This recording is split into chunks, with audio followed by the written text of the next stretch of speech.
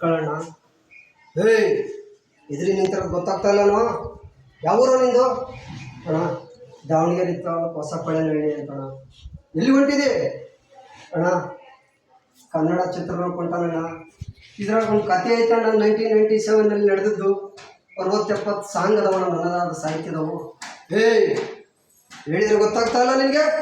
ಅಡ್ಡ ನಿಂತಿದಾವೆ ಇಲ್ಲಿ, ಹೋಗೋ ನೀವು. ಇದೇನು ಇಂಡಸ್ಟ್ರಿ ಹಳ್ಳಿಯಿಂದ ಬಂದ ಹಳ್ಳಿಯಿಂದ, ಇದೆಲ್ಲ ದುಡ್ಡೂರವ್ರಿಗೆ ಹೋಗೋ ಅಣ್ಣ.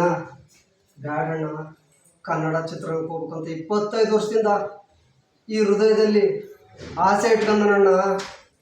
ಶಂಕರ್ ನಾಗ್ ಸರ್, ಅಪ್ಪು ಸರ್ ಕನಸನ್ನೇ ಬಂದು ಕೂತಾರಣ್ಣ. ಹೋಗು ಫಿಲಮ್ ಇಂಡಸ್ಟ್ರಿಗೆ ಹೋಗು, ಅಲ್ಲಿ ಒಂದು ಸೀಟ್ ಐತಿ ಅಂತಣ್ಣ. ಏಯ್ ಹೇಳಿದ್ರೆ ಗೊತ್ತಾಗ್ತಾಯ್ತಲ್ಲ ನಿನಗೆ? ಇದು ನಿನ್ನಂಥ ಹಳ್ಳಿಯವ್ರು ಬರೋದಲ್ಲ ಫಿಲಮ್ ಇಂಡಸ್ಟ್ರಿ, ರೈಟ್ ಹೇಳ ಅಣ್ಣ? ಬ್ಯಾಡಣ್ಣ, ನಾನು ನಿಮ್ಮನ್ನು ನೋಡಿಯಕ್ಕೆ ಬಂದಿಲ್ಲಣ್ಣ. ಕನ್ನಡ ಸಿನಿಮಾ ರಂಗಕ್ಕೆ ಹೋಗ್ತಾದಣ್ಣ.